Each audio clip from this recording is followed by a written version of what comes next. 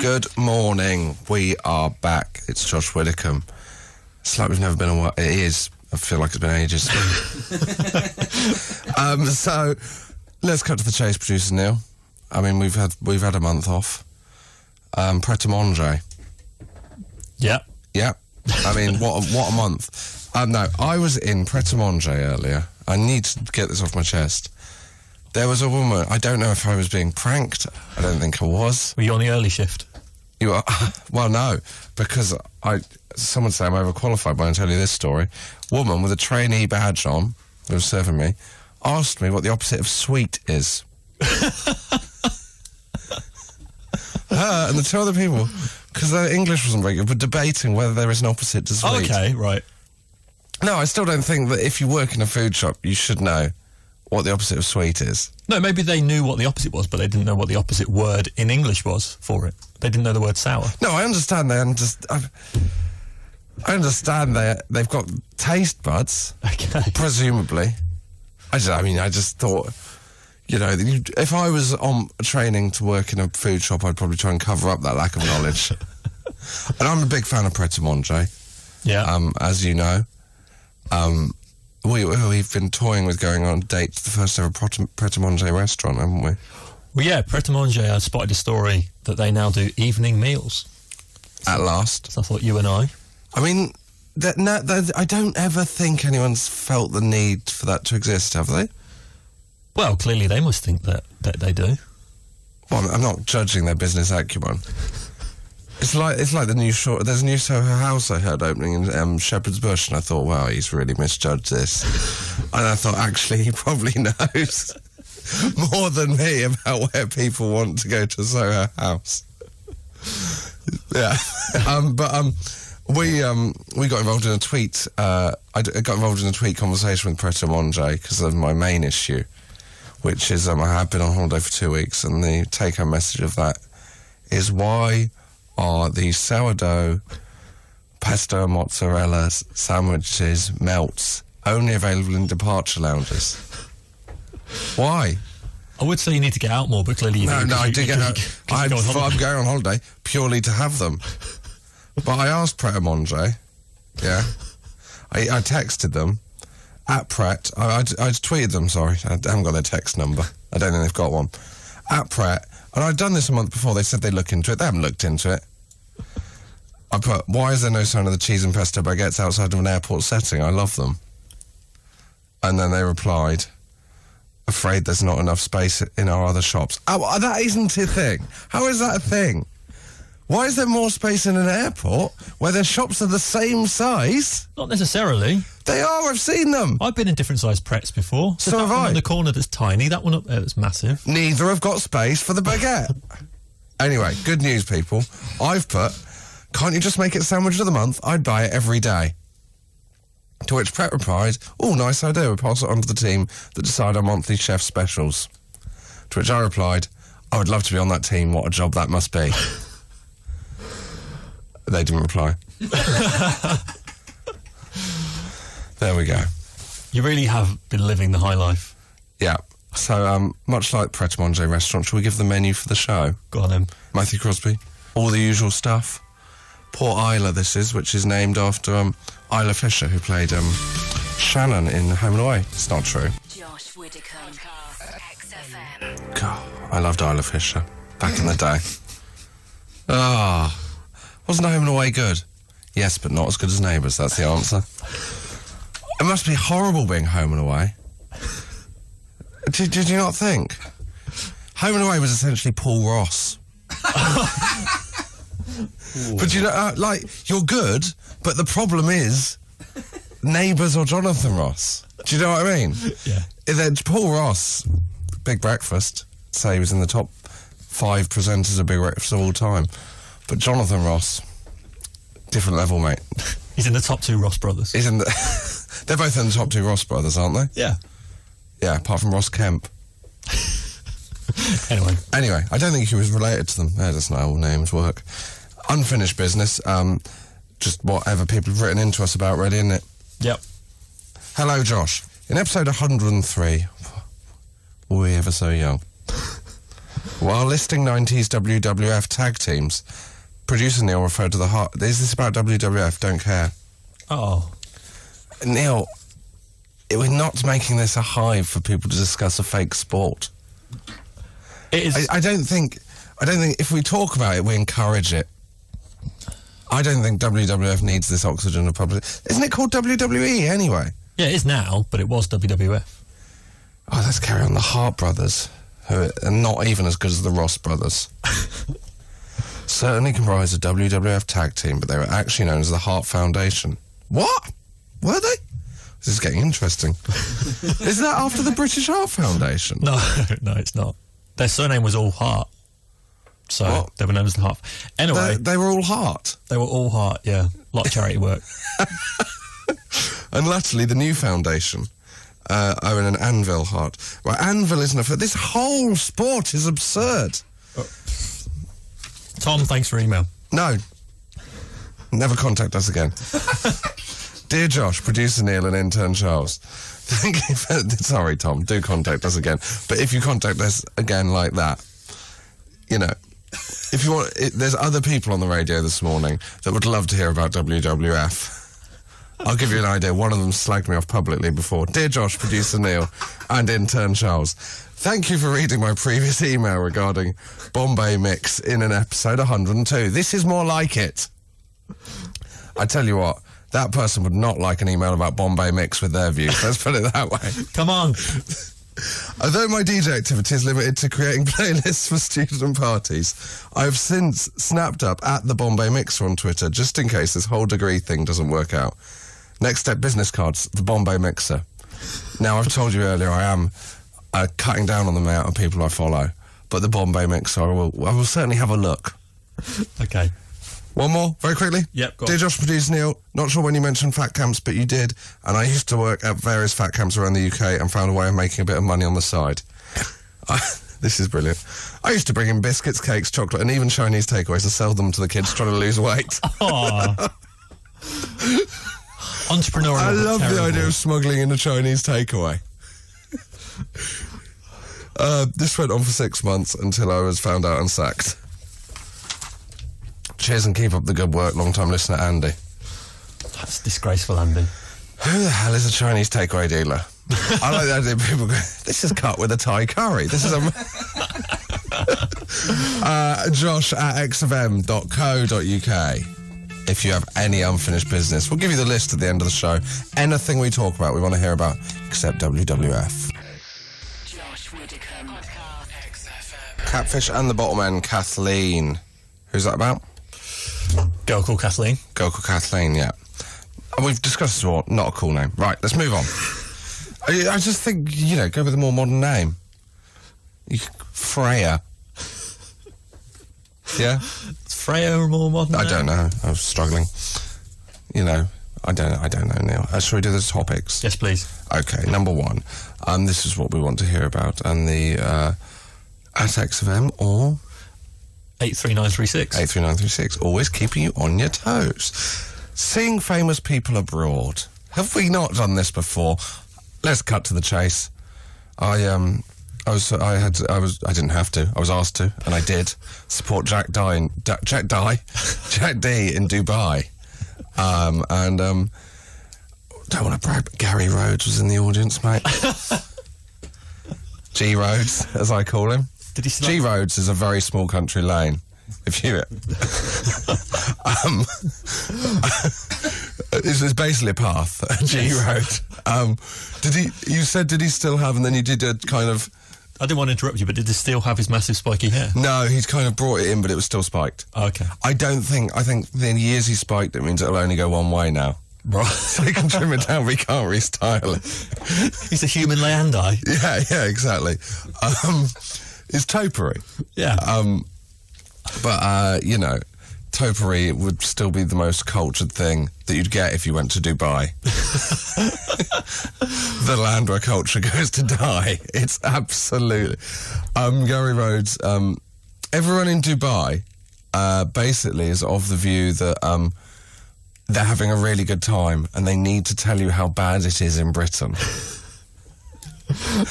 And Gary Rhodes was a very nice man, but he made it very clear that it's very good for business in Dubai, which I think he meant I don't have to pay tax to a very high level, but I don't know. He might have a very successful booked-out restaurant every night. He does. Yeah, well, he there you does, go. but, you know. So it is good for business. It is good for business, but yeah, it's very good for business in Switzerland, isn't it?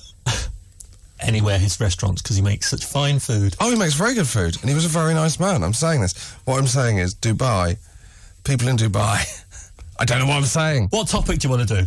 Have you been to Dubai? I know. Have you seen famous people abroad? Because I was on holiday then. I went to Mexico. I was staying in a hotel with a famous person, but I don't know who it was, because he was having his photo taken with everyone who was Spanish. But I had no idea who he was, but he was obviously a famous Spaniard. Oh, okay. Yeah. So, Christopher Columbus, I'm thinking.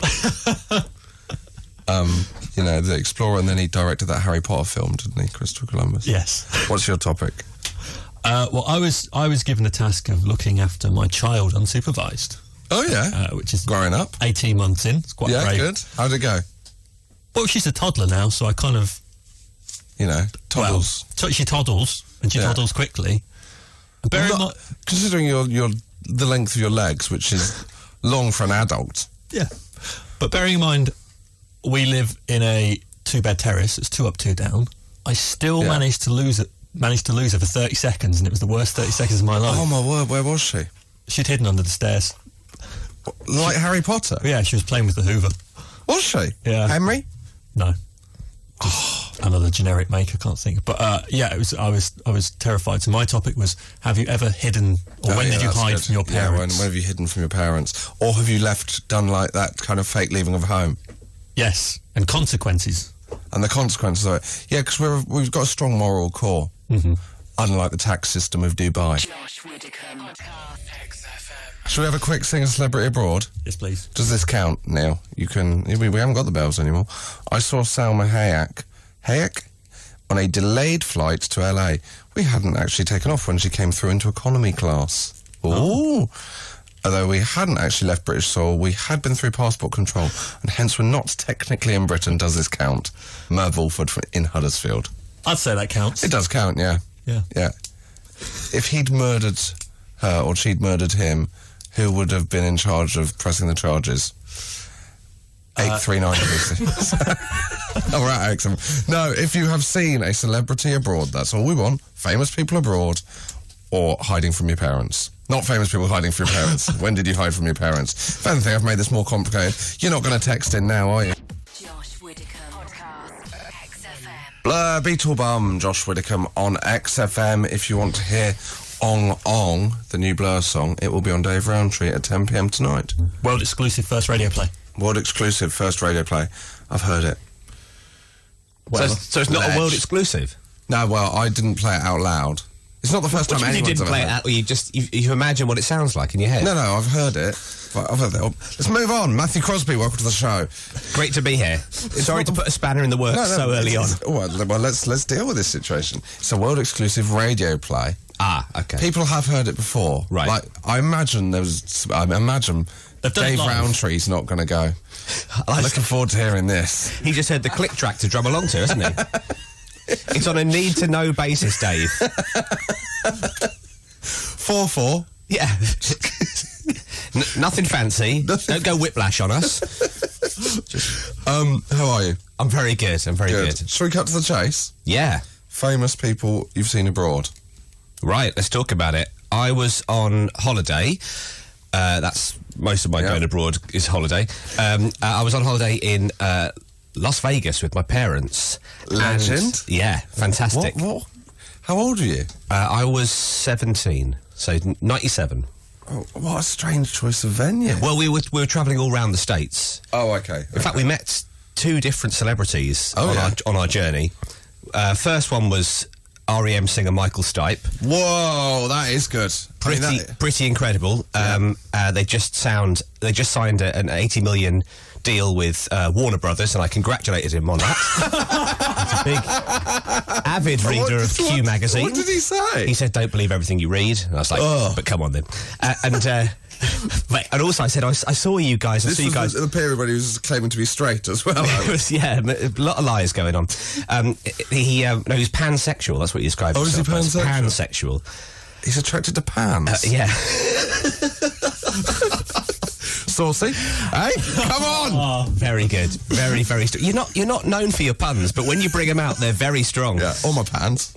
Oh, Christ. Okay, so I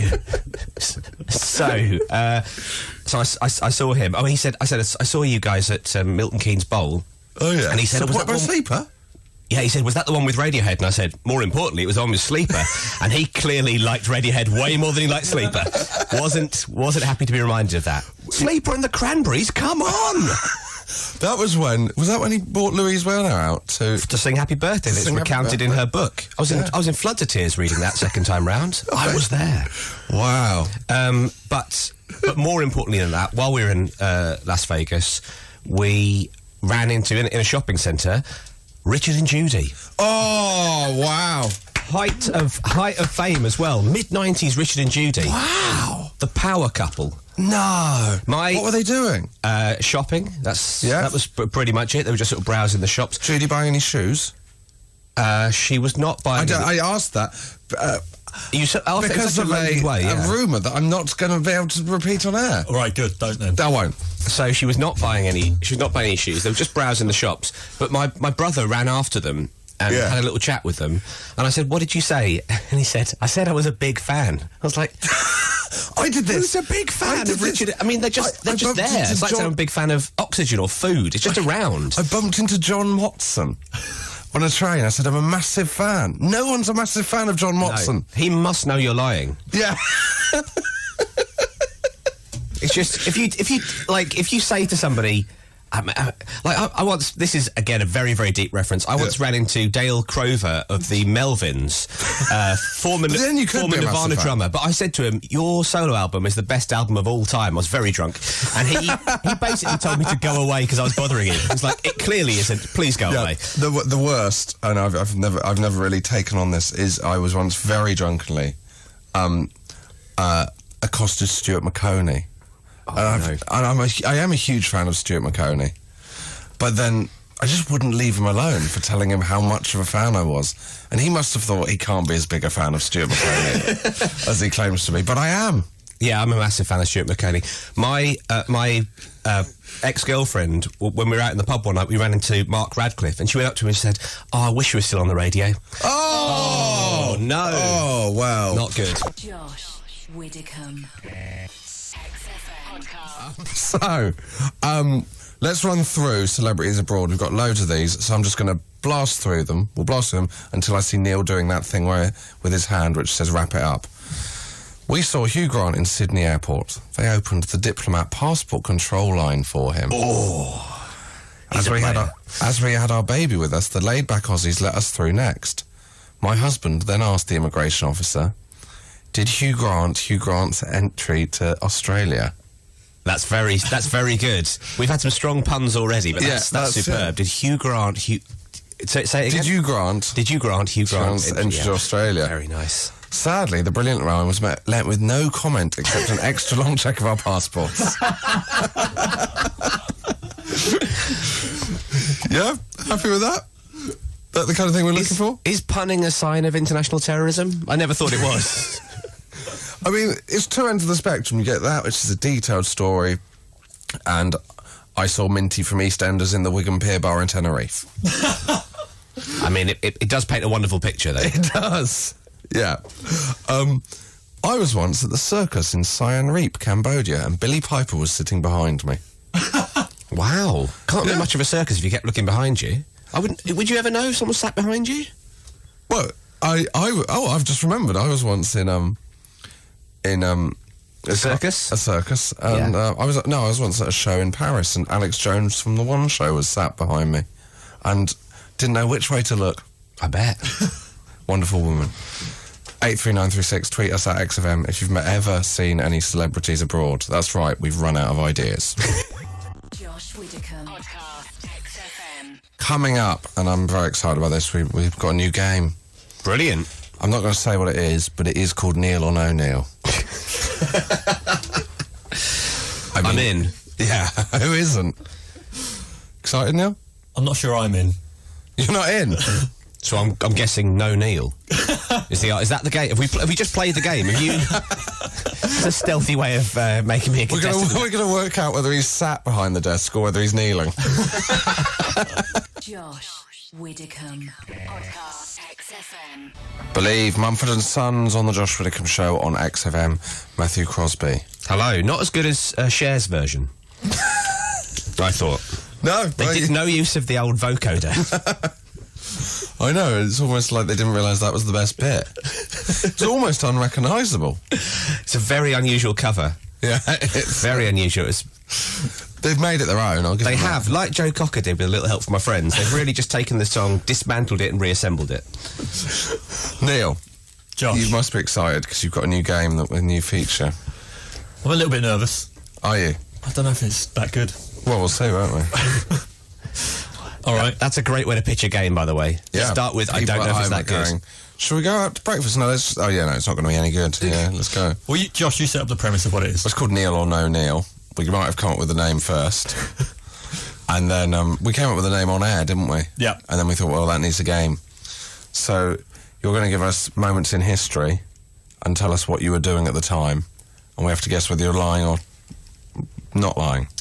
Or telling the truth. Or telling the truth. Yeah, that's it. Yeah. Okay. So wait, but moments in history from the last 30-ish years. 31. 31 years, okay, fair enough. Yeah. I was going to say, like, Battle of Hastings, I've got no idea. Hey, I believe in reincarnation. I can. Oh, Really? Oh, that would have been exciting, wouldn't it? I don't- If he went, I believe in reincarnation, I was a soldier at the Battle of Hastings, and we go, true, and he go, no, I actually was a housewife during the battle. I would love if this was about past life regression. That would.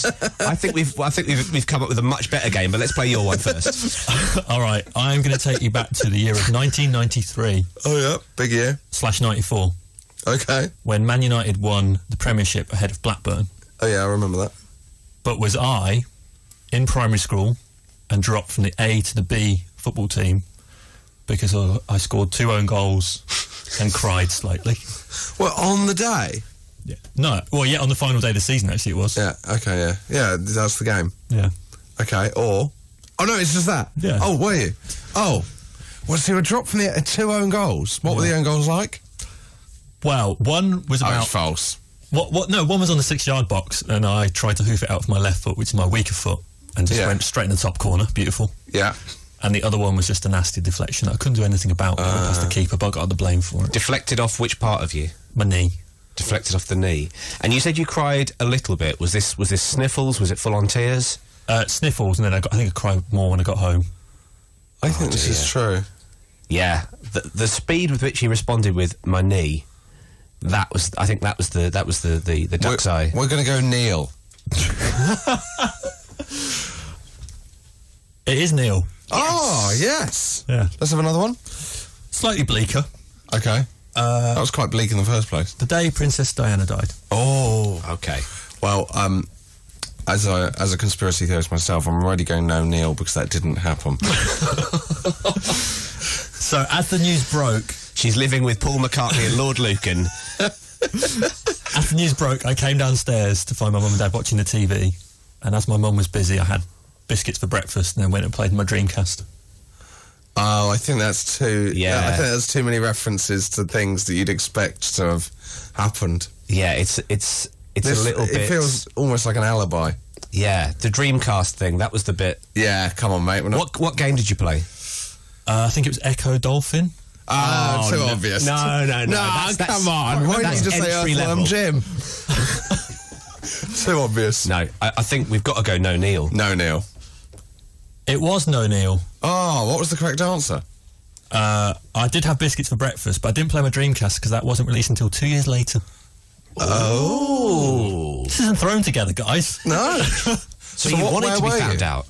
I was at home. All that was pretty much real. But my mum did drag herself away from the news coverage and made me a proper breakfast. Ah, good woman, good woman. And, you know, I think it's what Diana would have wanted. With more prep, this might work next week. I think maybe if you want to run a new game in, don't mention the People's Princess dying in the second round. I would say that's probably... You made an error there, Neil. You made an error, but we'll plough on. Josh Widdicombe podcast. XFM. This is Josh Widdicombe. That was Libertines, obviously. Matthew Crosby's still here. Hello. Producer Neil. Hi. Now, we've got loads of this. We're just going to run the celebrity one to the end, really. Okay. Because we've got so much. It's the most popular thing we've ever done. Although we have got it. So, this is a sentence that I'm going to pause in this sentence. The sentence then will get worse. Give the full topic. This is: have you met celebrities abroad? I met Brad from Neighbours in space, in Ibiza. There's a moment when you think this is the greatest anecdote of all time. He admitted he was rubbish in it and now imports and exports tanning products. Okay. He admits he was rubbish. He was not rubbish in he was it. fine in it, wasn't he?